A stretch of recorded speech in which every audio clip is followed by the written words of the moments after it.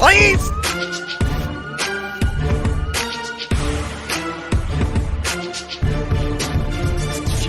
This is the Fade 5 podcast with Brad Evans and Nate Lundy.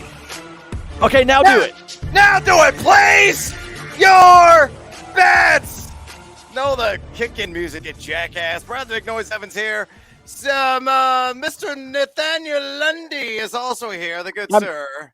I'm not recovered from last night, Brad. I'm not ready for this. I'm not recovered from, I debated pouring bleach into my eyeballs. I thought about doing that. I thought about renouncing my citizenship and deciding that I was going to pick a country to root for in the World Cup after the absolute shitfest that I saw in Thursday Night Football.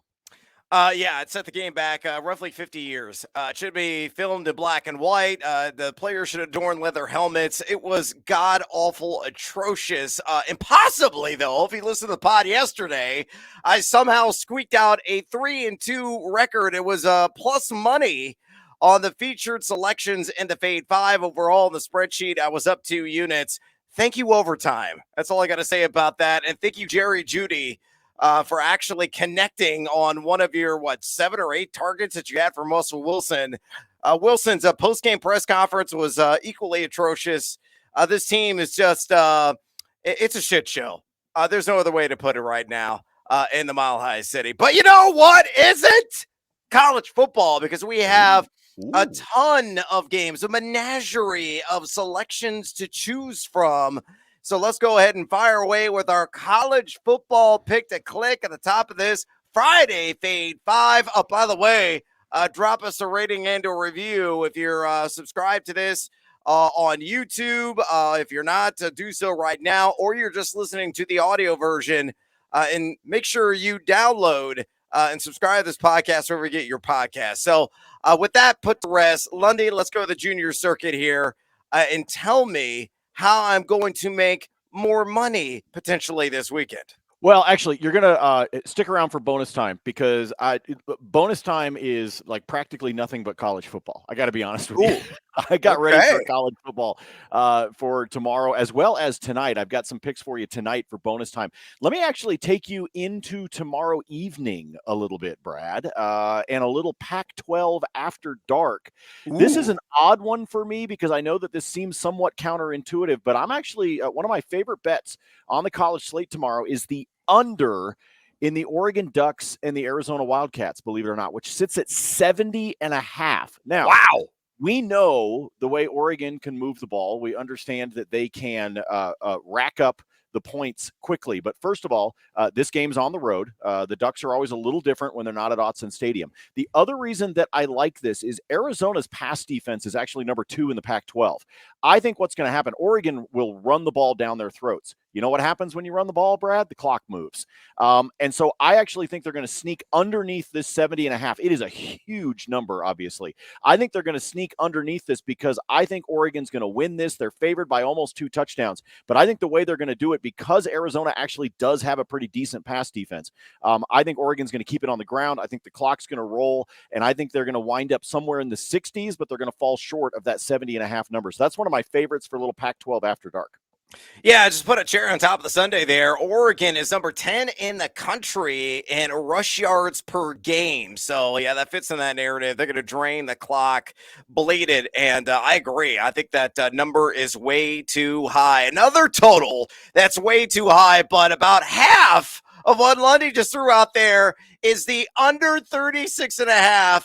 My Fighting Illini, University of Illinois Fighting Illini against the Iowa Hawkeyes. And maybe the biggest game, the most attended game in the last, seems like decade in Champaign will be on Saturday at 6:30 p.m. Central Standard Time. And I think scoring is going to be difficult from start to finish. Iowa has the second worst in terms of total yards per game offense in the country. Illinois, you talked about the ground and pound. They have one of the premier running backs in college football in Chase Brown, who could be the top prospect selected at the position in the next year's NFL draft. But he is, I think, on pace for roughly 5,000 rushing yards, it seems like. Illinois also outstanding defensively. They're number one in the nation in points per game allowed, giving them just 8.4. They're +4 as well in the turnover sector. So you pull together Iowa's gross inefficiency offensively, Illinois' outstanding run defense. They're going to make Petrus try to beat them through the air, which is going to be an exercise in futility. As long as Illinois doesn't put up, 30 points in this game, and I don't think they're going to come remotely close to that. Iowa still got a top 12 defense nationally. This has got like 10-7 written all over it. So I love the under on that game. You're again. Sporting. Hey, everybody watching the video, you're sporting the colors. Show that. There you go. You got your Illini jacket on. Must be a little cold in the Evans compound studio this morning. It's a little chilly outside. I walked Kirby the Gambler this morning, my a voracious Norfolk Terrier who is also rotund, to say the least. So he's got to get, his couple of miles in every single morning. It was breezy. It was a little bit chilly. Major shrinkage out there in the Muhammad, Illinois area on my little stroll. And with that thought now coursing through your head, let's get after it on this Freaky Friday with another edition of the Fade 5. Number 5. All right, let's go with the NFL. Let's talk about props, and more player props. And one of them that I think is a suppressed number and an excellent value as a result is Gabe Davis over 46.5 receiving yards of the Buffalo Bills at -115, available at BetMGM. Davis has been battling through an ankle injury, but he played last week, didn't do jack nor squat, but he's got that game under his belt and should be healthier this time around. He's still averaging 42.3 routes run per game. This is an air-centric offense. Josh Allen already has a 60 attempt game under his belt this year, and you look at Davis, number 10 in the NFL, and yards per reception at 17.3. Sure, he's only seen 11.8% of the target share. But again, a lot of that has to do with that bum wheel. And again, with it more rigid, I think he's going to do some damage against the Steelers. And Cam Sutton in particular is going to be his primary assignment, who's given up 14.3 yards per catch, has been targeted 12 times, allowed 70 receptions, and a fair 90.3 passer rating to his assignments. And kicking the fact that Josh Allen has a 114.6 passer rating when targeting Gabe Davis, and it will not be a garbage effort for him. So Lundy, fade or follow. Gabriel Davis gets off the schneid. I'm taking the over 46.5 receiving yards, -115 at BetMGM. I like this one because I like the matchup in the secondary. That you just highlighted it. He's going to have an opportunity, I think, to get open. I think he can get a little bit of yak on this one as well. To me, this number is too low. I expect him at least in the 50s. So even if this creeps up a little bit, depending upon when you're consuming the pod, whether you're listening, you're watching, if this goes up again, because Brad, if I'm not mistaken, this actually opened at 44. 45. It was a little lower. 44.5. Yep. Yeah, there we go. Okay, so it actually opened up down. So what we want to do is be able to climb up above that. If this keeps going, by the way, I think you're safe as long as it doesn't get higher than about 49.5. But I do think he gets up to 50, so I'm comfortable with this number. Snag it while you can, but if you're not getting this until early Sunday and there's been some more line movement, don't be afraid of it as long as it still starts with a 4. Yeah, if you're on beer number 12 at the Illinois tailgate, because the kickoff is at 6:30 p.m. local time. That guy right there. You see the Gabriel Davis prop on your device. Just screw it. Hit the over. Number 4.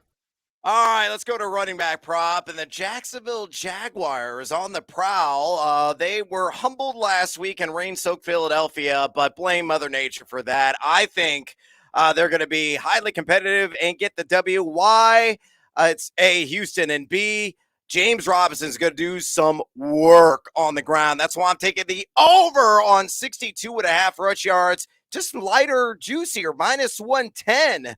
Available at BetMGM. This opened at 61.5, so slight tick upward, and it's understandable. Houston's given up 5.04 yards per carry, 141 rush yards per game to the running back position. You definitely got to take advantage of that. And Robinson, who's been a medical marvel coming off the Achilles injury, not showing any effects of that setback. A guy getting 3.02 yards of contact per attempt. He's averaging 14.8 rush attempts per game and getting 57.9% of the opportunity share. So, superb matchup. A guy probably going to get at least 15 balls to the belly.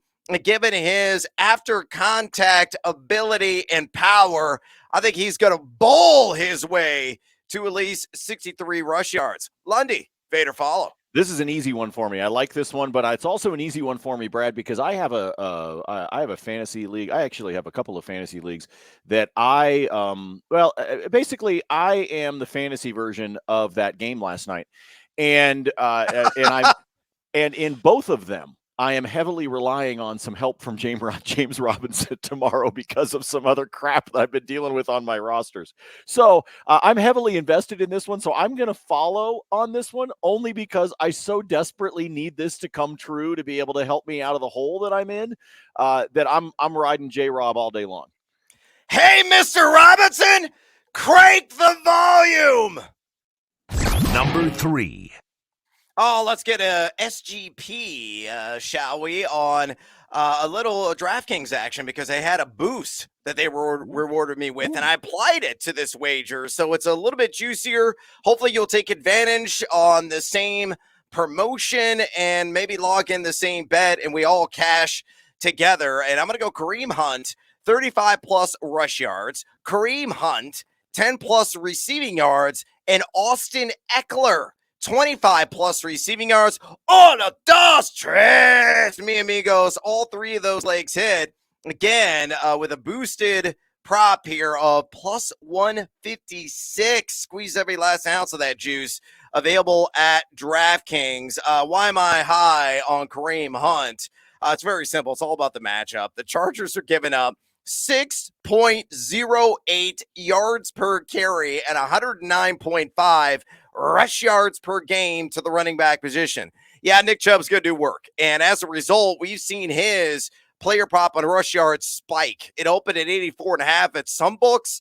It's up to 91.5. I think it's going to be another 100-yard effort for him on the ground. But Hunt, even though he gets overshadowed by his ground and pounding teammate, has done an excellent job this season as a dual threat running back. He's gone 4 for 36, or excuse me, I'm the guy in front of me. I was reading Austin Eckler's line. I'll get that to you in a minute. Kareem Hunt's actually been over this in all 4 games this season. On the ground, he's averaging 50 yards per game on the ground and 18.3 yards per game through the air. He's number 8 in yards per route run and 3.24 yards after contact per attempt. That ranks top 25 at the position. So on presumably another 13 to 15 touches in this game, he gets to at least 35 rush yards. He grabs at least 10 receiving yards. And then to speak about Eckler's lines this season through the air, 4 for 36, 9 for 55, 8 for 48, 6 for 49. He has been an integral, an indispensable safety valve for Justin Herbert. I know Cleveland's only get about 23.3 receiving yards per game to the running back position, but in a sneaky shootout, he will again be a point of emphasis. So Lundy, Hunt 35-plus rush yards, Hunt 10-plus receiving yards, Eckler 25-plus receiving yards. All three of those hit, plus 156 at DraftKings. Fade or follow? You kind of hurt my feelings talking about the DK boost because I had a DK boost in that game last night and missed an 8-legger by 1. And that Brad, and you know what it was? We talked about it on Twitter. It was the fact that I was so damn confident with Mo Alley Cox. I should have known better than to trust myself being that confident about one player. But I digress because nobody wants to hear about my fantasy team or my betting losses. I like this one a lot. You look at the last 2 weeks for the Chargers, they gave up 100 to James Robinson, the guy we were just talking about. They gave up 100 to him. They gave up another 45 to Etienne. But then it was 100 and I want to say 130, 132, something like that to Dameon Pierce last week.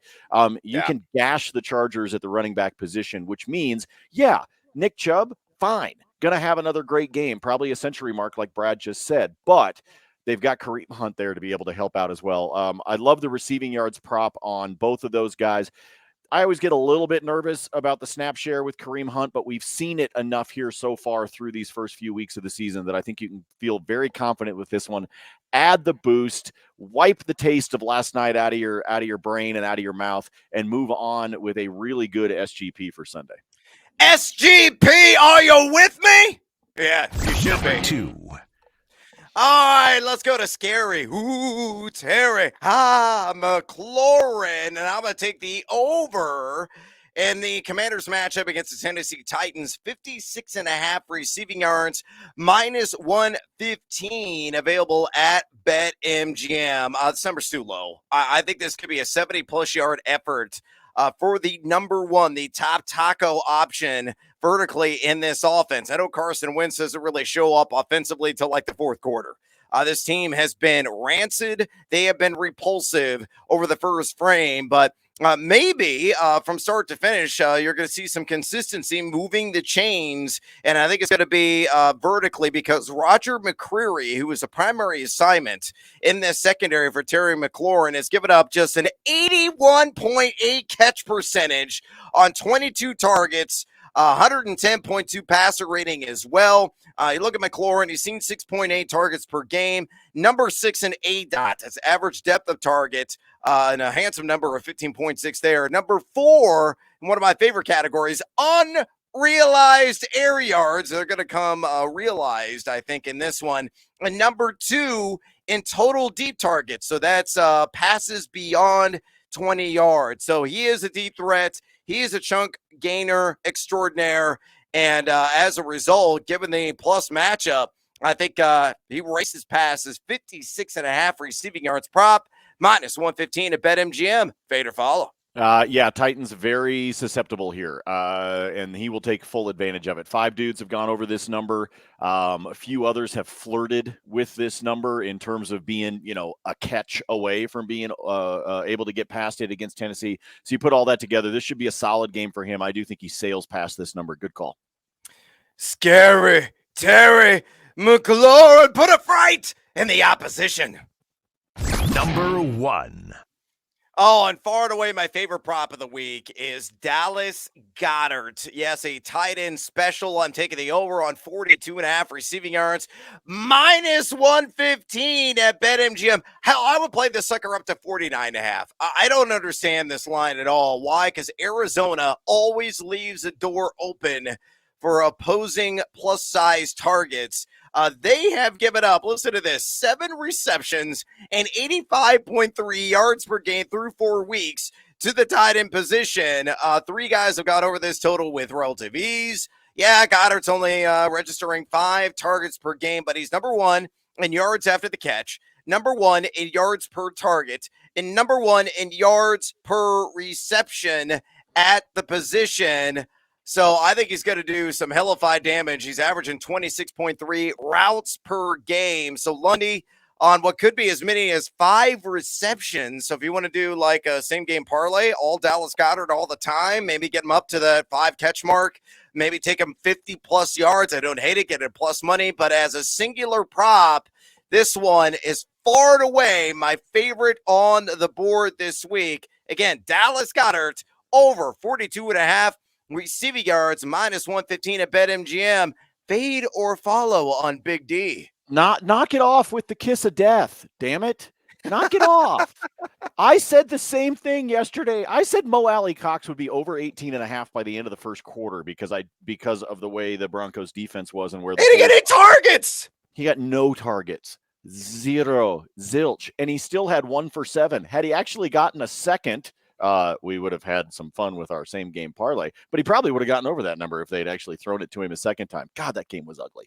I like the over in this one. I think Brad's right. I think you're looking at a number that's going to finish up in the 50s. This does not make sense to me. I do not know why this number is so low, especially against a team that is so susceptible and so forgiving to the tight end position. So this number does not make sense to me. I don't know where they got it. I don't know why it's there, which always makes me a little bit suspicious if they know something that we don't. But this is surprising to me that this number is as low as it is. And as Brad said, play it up, just like we talked about before with Gabriel Davis. As long as it starts with a 4, feel comfortable with it, even if it starts to tick up by the time we get to kickoff.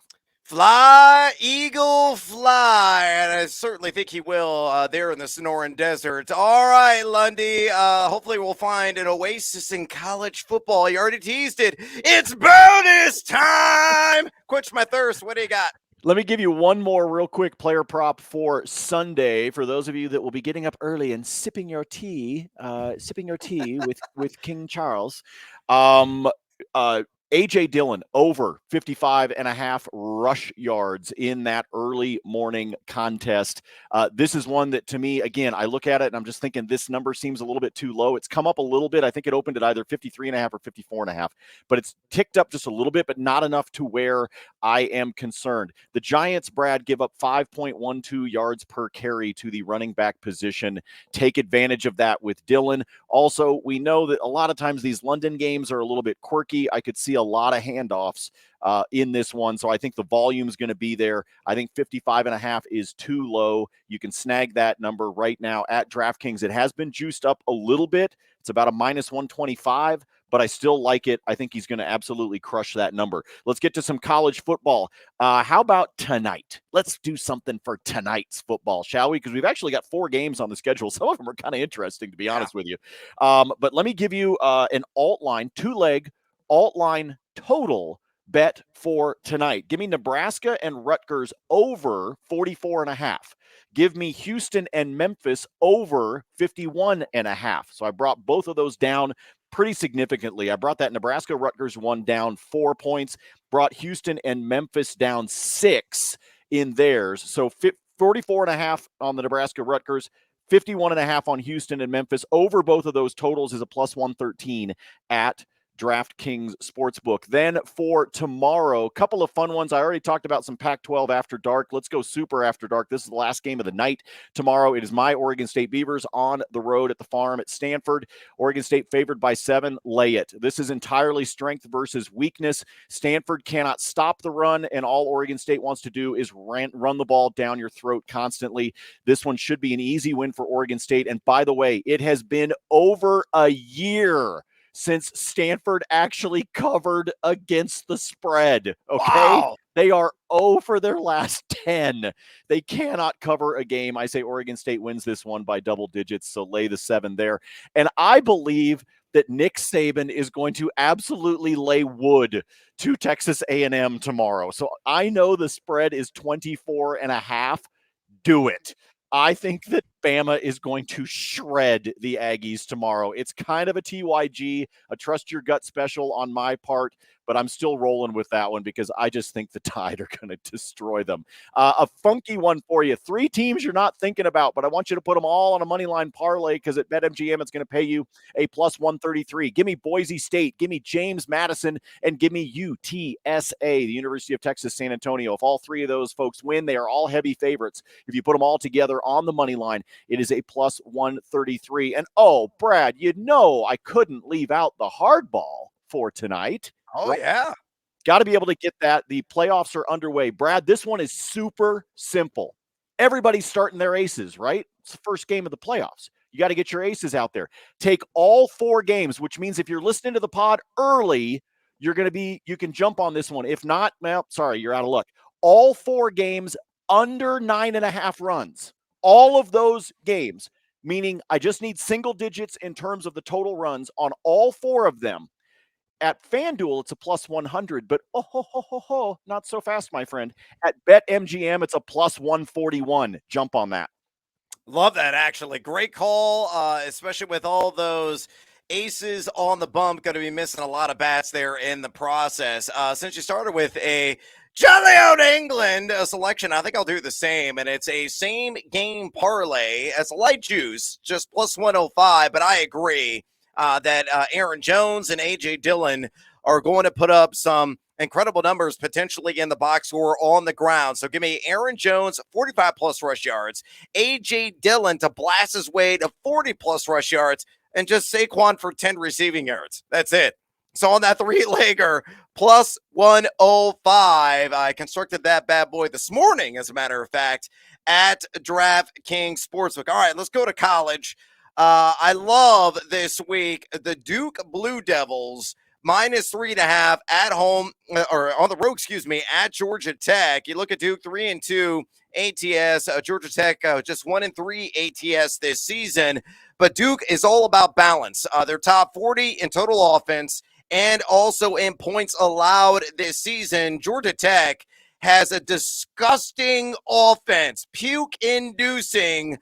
They are the 25th worst in the country in that category. They're averaging just 316 total yards per game. Plus, they're giving up 190.4 rush yards per game defensively, and Duke is averaging north of 200 rush yards per game. So the ground game will be in full effect and inflict some serious damage. So I like Duke there. Then one other one I'm just going to throw out at you for S's and G's. I think North Carolina pulls off this stunner on the road at Miami. I like them straight up.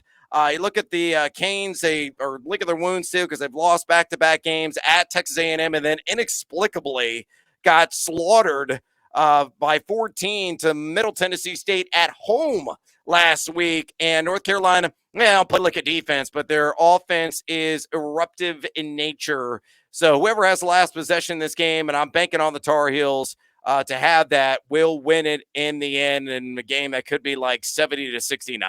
So North Carolina, to me, on the money line at +135 at BetMGM, I'm in on. All right.